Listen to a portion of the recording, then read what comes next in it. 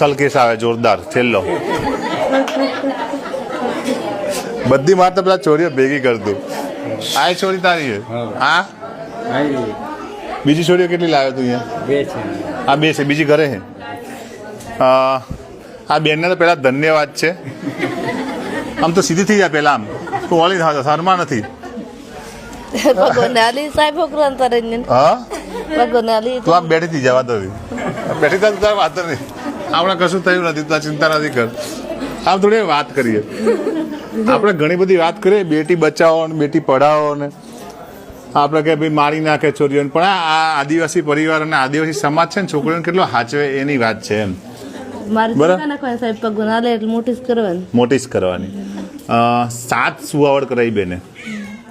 ભગવાનની પાસે આશા રાખે છે અને દર વખતે નોર્મલ સુવાવડની આશા નોર્મલ સુવાવડ કરાવે, પણ 7 વખત આપણે ફેલ થયા એક્ઝામમાં.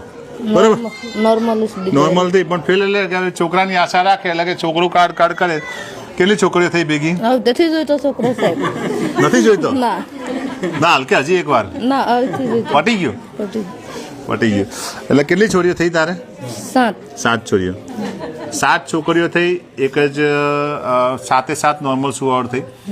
આશા હોય છોકરાની અને આશા કેવી હોય કે ચલો ને આ વખતે હજી આવશે.